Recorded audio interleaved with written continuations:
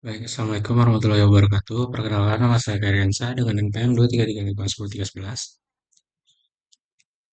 Di sini saya akan melanjutkan baca buku bab 7 yang berjudul Forms dan User Input Trust No One.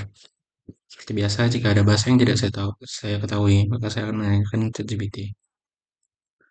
Capaian pembelajarannya atau learning outcomes-nya itu membedakan mekanisme controller dan on-controller components dalam menangani input data, mengatasi masalah UX klasik pada mobile akibat keyboard virtual menggunakan keyboard folding view, menerapkan validasi skema data yang ketat dan deklaratif menggunakan pustaka Zod, mengelola step formulir yang kompleks dan performa tinggi menggunakan Reg Hoc Prompt, merancang pengalaman pengguna UX yang empatik dan menangani pesan kesalahan atau error handling.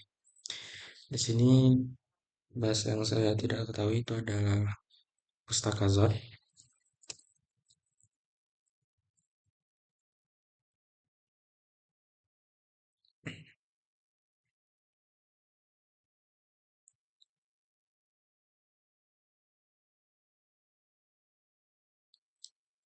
Di sini dari GPT-nya itu Zod adalah sebuah library JavaScript tipe script yang digunakan untuk validasi data dan mendefinisikan struktur skema data secara aman.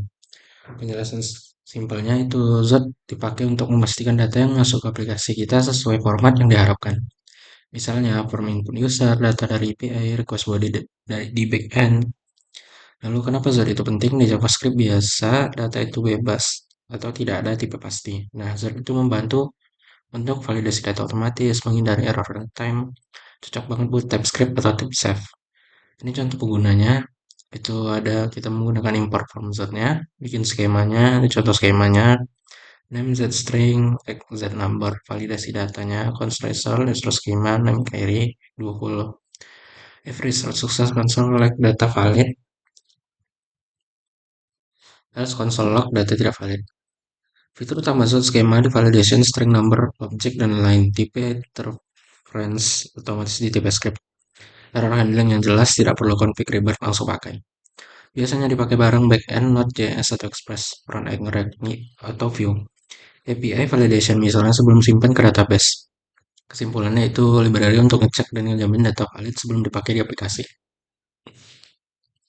Lalu ada varian from.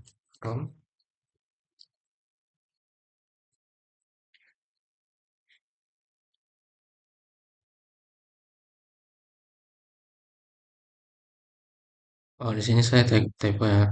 Apa itu React from? React from adalah library di React yang dipakai untuk pengelola from input user dengan cara yang ringan, cepat, dan simpel. Pakai React Hawk. Fungsi utamanya itu mengambil data dari input atau form, validasi input, require, min, dan lain-lain. Handle submit formnya. Mengurangi render lebih formal dibanding cara biasa. Kenapa banyak dipakai? Kalau pakai React biasa, harus bisa state untuk tiap input ribet dan panjang. Dengan React Hawk, form lebih singkat, lebih rapi, lebih cepat. Contoh sederhananya, import use from, React Hawk from, function app, const register handle submit, use from. Ini penjelasan singkatnya, use from itu untuk hawk utamanya, ini. Lalu ada registernya, itu untuk daftarin inputnya. Lalu ada handle submitnya, handle untuk handle submit. Biasanya digabungin sama Zod buat validasi skema atau UAP, alternatif validasi. Simpulannya, Hawk From itu library untuk mengatur from di React lebih simpel dan cepat, tanpa banyak step manual. Lanjut kita di sini akan membaca bukunya. Yang pertama itu ada control vs union control, ada control freak. Dalam ekosistem React, menangani input in teks ibarat menjalin hubungan asmara. Kamu bisa menjadi pasangan yang lebih posesif atau controller, atau pasangan yang cuek dan membebaskan uncontrolled. Pendekatan controlled komponen adalah standar emas di React, di mana setiap ketukan keyboard pengguna dikendalikan sepenuhnya oleh start aplikasi. Bayangkan, sebuah input teks yang bisu. Ia tidak bisa menampilkan huruf A yang baru saja kamu ketik, kecuali di React sengaja secara eksplisit menyuruhnya menampilkan huruf tersebut lewat props atau value. Dalam skenario ini, React bertindak sebagai manajer mikro atau micromanager yang memegang satu sumber kebenaran atau single source of truth. Data input tidak hidup dalam DOM atau sistem operasi natif, melainkan hidup dalam state memori JavaScript kita. Mekanisme ini menciptakan siklus umpan balik yang sangat ketat dan terprediksi. Penggunaan mengetik event on-chain tag terpanggil fungsi state-nya dijalankan komponen melakukan render dengan nilai baru. Input menampilkan nilai tersebut. Meskipun terdengar berputar-putar dan boros, energi untuk menampilkan dan satu huruf pendekatan ini memberikan kendali absolut. Kamu bisa mudah mengubah input menjadi huruf besar saat pengguna mengetik atau membuka karakter tertentu, seperti simbol aneh agar tidak pernah muncul di layar. Validasi instan seperti mengecek apakah username sudah terpakai saat pengguna masih mengetik. Jadi sangat mudah dilakukan karena data selalu tersedia di state setiap milidetik. Di sisi lain, kita memiliki pendekatan uncontrolled component yang lebih mirip dengan hubungan privacy atau gaya cowboy. Di sini kita membiarkan sistem operatif atau natif menangani penyimpanan data input tersebut.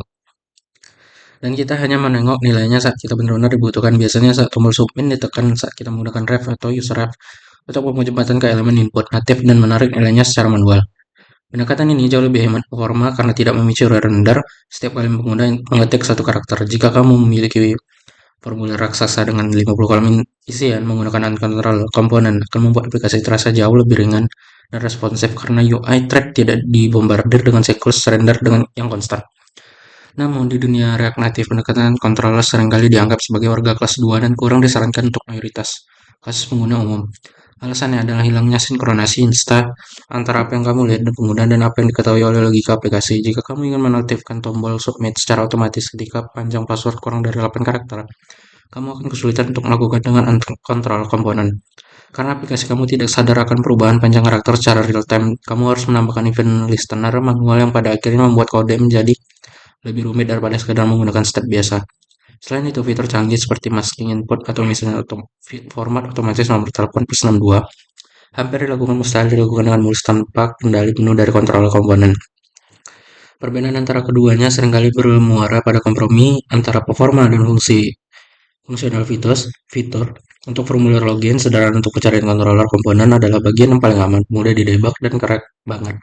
Tetapi untuk formulir data entry yang sangat masih kompleks dan jika kamu mengalami masalah performa lag saat mengetik perangkat low end, beralih ke uncontroller atau seringkali dibungkus oleh pustaka seperti React Hawk From adalah solusi cerdas. Kunci utama adalah memahami biaya dari setiap ketukan keyboard. Jangan sampai aplikasi membuat kalkulasi berat rumus fisika nuklir hanya karena pengguna mengetik satu huruf kolom nama panggilan. Kesimpulan, mulailah selalu dengan kontrol komponen karena predictabilitasnya yang tinggi membuat pengembangan lebih cepat dan minim bug. Anggap data input pengguna sebagai sesuatu liar yang hanya berbahaya dan perlu dikurung dalam state agar bisa diawasi setiap saat. Hanya beralihkan controller jika performa kinerja menunjukkan adanya masalah render yang serius. Ingatlah mantra ini, trust no one. Jangan percaya pada input disimpan oleh sistem natif di luar jangkauanmu. Tarik data itu masuk, validasi, dan kendalikan sepenuhnya di wilayah kekuasaanmu sendiri.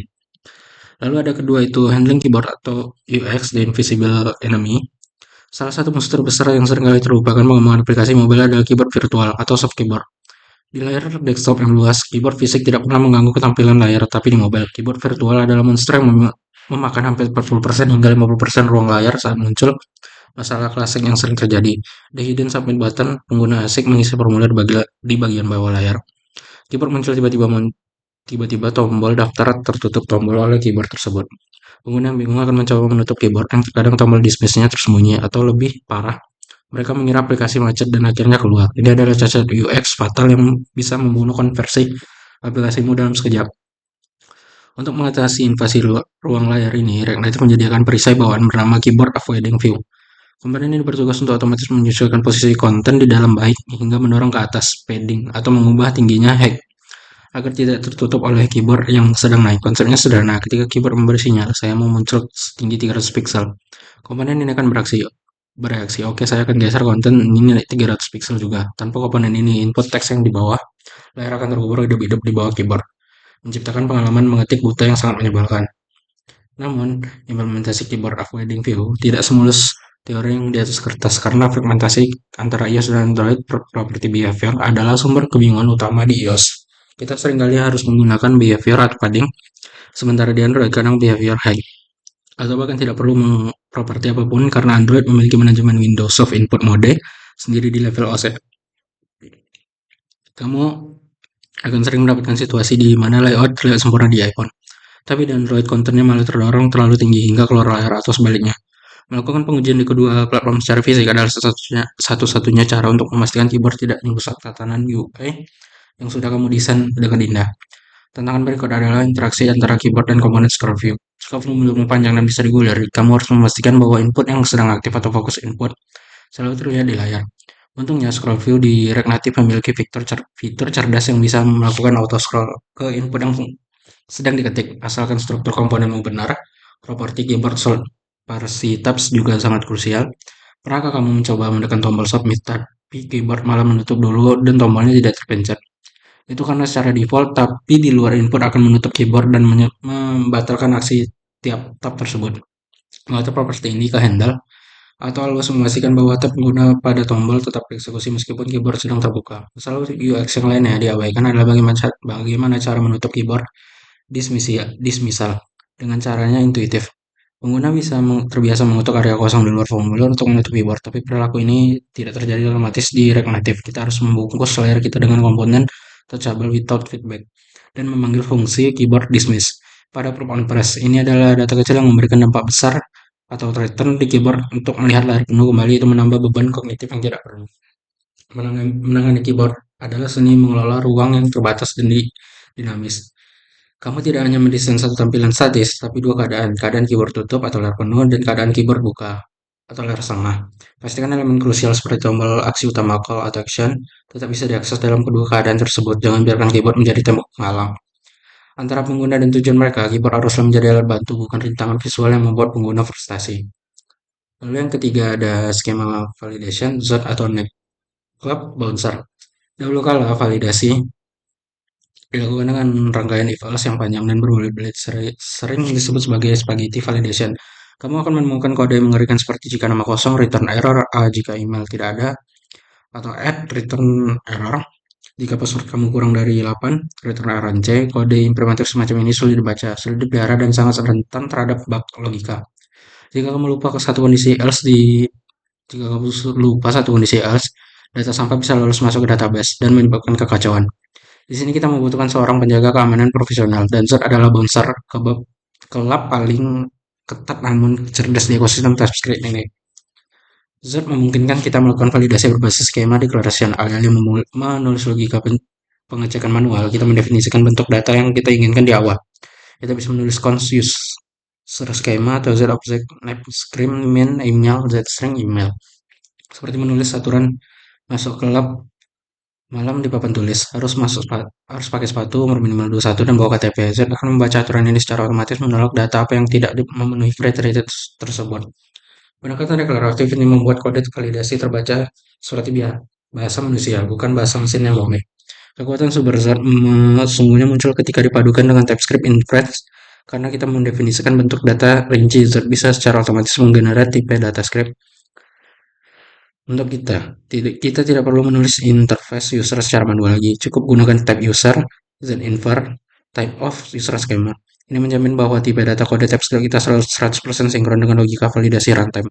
Jika kita menambahkan aturan baru di skema Z, misalnya menambahkan kolom atau umur, tipe data seluruh aplikasi otomatis terupdate. Ini menghilangkan resiko tidak sinkronasikan antara apa yang kita datanya dengan validasi aslinya. Set juga sangat powerful dalam change rules atau aturan berantai. Kamu bisa menyusun validasi yang sangat spesifik dengan metode elegan seperti min max 20, min 8, max 20, regex.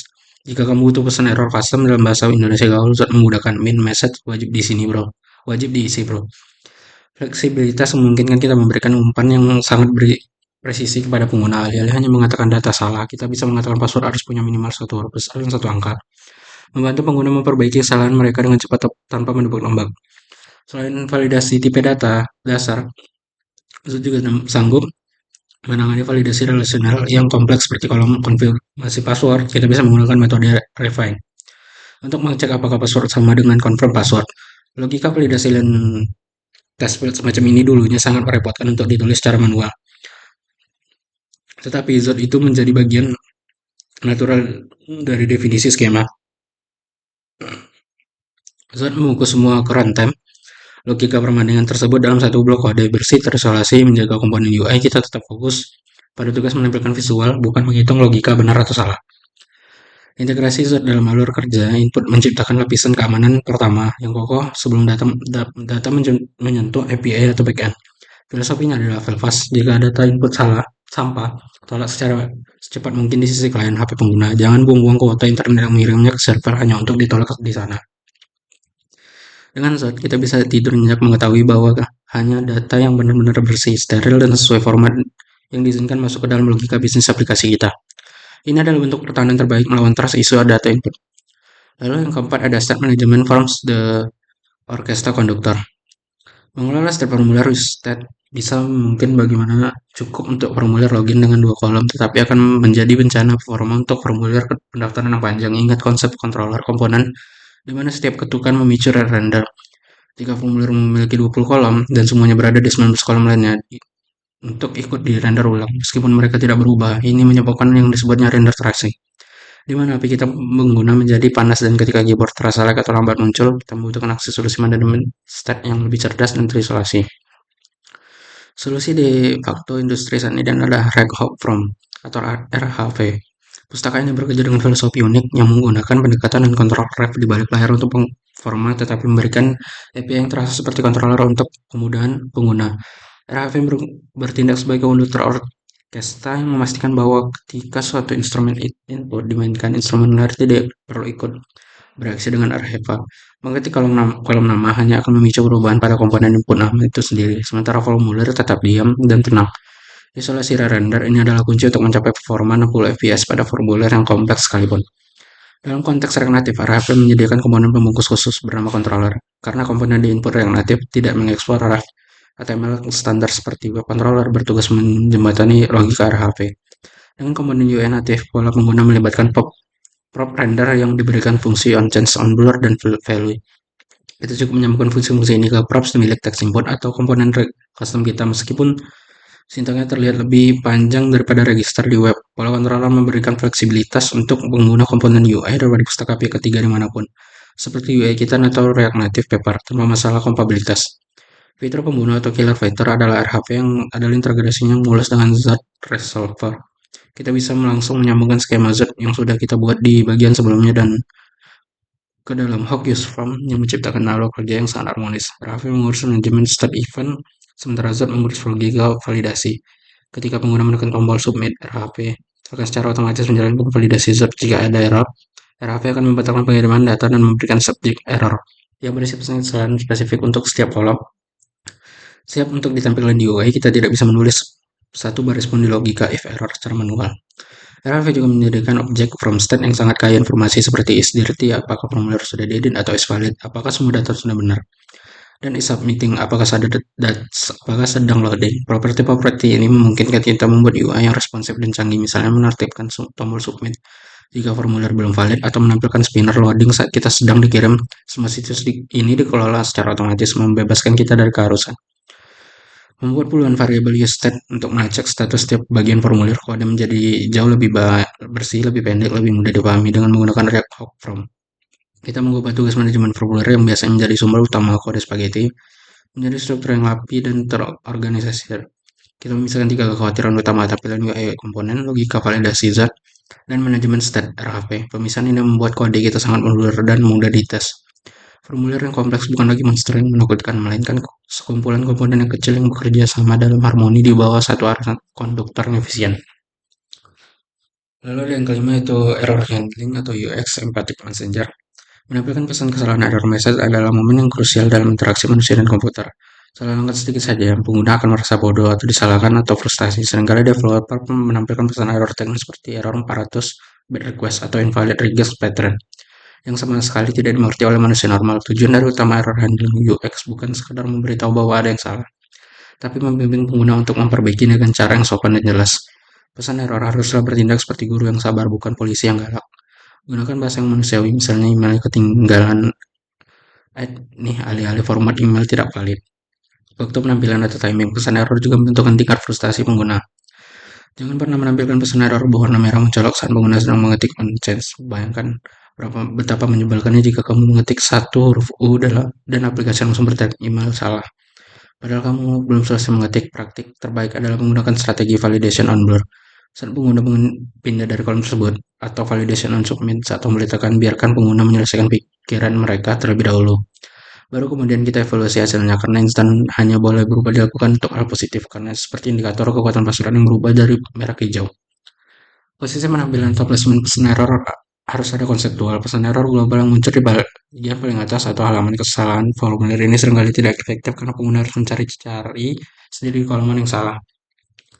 Solusi terbaik dari input error itu teks merah yang kecil muncul tepat di bawah kolom input yang bermasalah ini menggunakan beban kognitif pengguna karena masalah yang penjelasan solusinya berada di satu titik pandang yang sama. Jika formulir sangat panjang, pastikan aplikasi melakukan auto scroll atau ke kolom error. Pertama saat tombol submit ditekan, sehingga pengguna tidak bingung kenapa tidak terjadi apa-apa.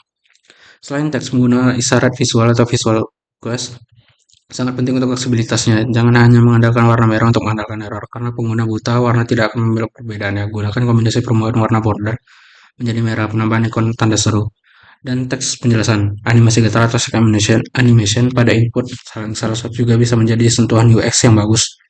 Meniru gestur kepala manusia yang menggeleng, tanda bukan begitu, semakin banyak indera yang kita libatkan. Visual, teks, gerak. Semakin cepat pengguna menyadari dan memperbaiki kesalahan mereka. Penting juga untuk memberikan pesan sukses atau validasi positif sukses state jika pengguna berhasil membuat password yang rumit. Berikan tanda centang hijau atau pesan password kuat banget. Ini memberikan kepuasan psikologis dopamine hit kecil yang memotivasi pengguna untuk melanjutkan proses. Interaksi formulir adalah percakapan dua arah. Jangan hanya diam saja saat benar dan berteriak saat salah. Apresiasi usaha pengguna yang sudah meluangkan waktu mengisi data di layar HP yang kecil. Terakhir, hindari jalan bantu dead ends dalam pesan error. Jika benar kesalahannya jaringan atau server sumit, jangan hanya bilang gagal, berikan tombol coba lagi atau retry atau saran tindakan lanjutan. Pesan koneksi putus, coba cek wifi kamu ya. Jauh lebih membantu daripada network error. Error. Error handling yang baik adalah jaringan pengaman yang menangkap pengguna. Mereka jauh membantu mereka berdiri kembali dan menuntun mereka ke garis finish. Ingat, error kesempatan untuk menunjukkan bahwa aplikasi yang peduli dan siap membantu, bukan sekedar mesin dingin yang kaku. Lalu yang keenam itu ada integrasi keselamatan atau the gatekeeper of truth. Dalam bab 7 ini kita memegang prinsip trust no one. Kita belajar bahwa input pengguna tidak boleh diterima begitu saja. Ia harus diperiksa, divalidasi, dan disaring. Agar tidak merusak sistem prinsip kehati-hatian dalam menerima data ini sangat selaras dengan ajaran Islam tentang menjaga kebenaran informasi.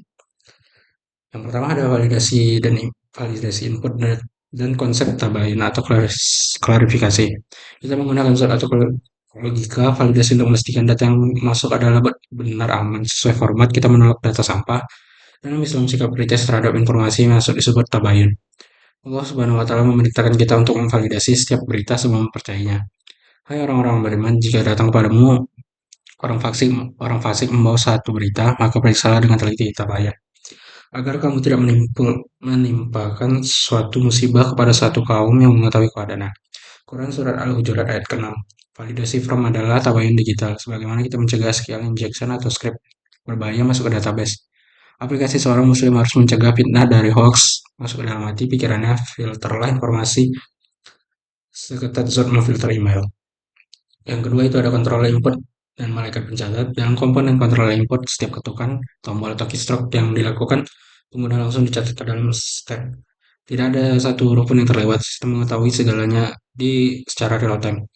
Mekanisme ini meningkatkan kita pada pengawasan yang jauh lebih canggih, yaitu mencatatkan amal oleh malaikat rakib dan atid. Tidak ada satu ucapan pun yang diucapkannya, melainkan ada di dekatnya malaikat pengawas yang selalu hadir. Quran Surat Kaf ayat 18. Sebagai pengguna kita mengisi formulir baik status medsos, komentar, atau data pendaftaran, ingatlah bahwa database langit juga sedang melakukan input handling. Sebagai developer, kita bertanggung jawab untuk membuat form yang digunakan untuk kebaikan, bukan memfasilitasi input maksiat atau penipuan. Lalu yang ketiga ada error handling dan adab memperingatkan. Saat pengguna salah mengisi form, misal password terlalu pendek, aplikasi harus memberitahu kesalahan tersebut. Kita belajar bahwa pesan error atau error message yang baik harus jelas namun sopan membimbing pengguna untuk memperbaiki kesalahan atau recovery yang bukan menghina mereka. Ini adalah cermin dari adab amar ma'ruf Nahi mungkar mengajak kebaikan mencegah keburukan. Saat melihat saudara kita berbuat salah, teguran harus disampaikan dengan cara baik, terbaik atau ihsan. Maka berbicaralah kamu berdua kepadanya dengan kata-kata yang lemah lembut. Mudah-mudahan ia ingat atau takut. Quran Surat Taha ayat ke-44. Bahkan kepada Fir'aun pun Musa diperintahkan bicara lembut. Maka pesan error dibuat aplikasi maaf format email salah adalah bentuk nasihat digital. Jangan buat pesan error yang kasar, seperti input bodoh, atau membingungkan. Tuntun pengguna kembali ke jalan yang benar atau valid start dengan kasih sayang. Mungkin segitu yang dapat saya sampaikan. Mohon maaf jika ada kekurangan. Wabillahi taufiq wal hidayah. Wassalamualaikum warahmatullahi wabarakatuh.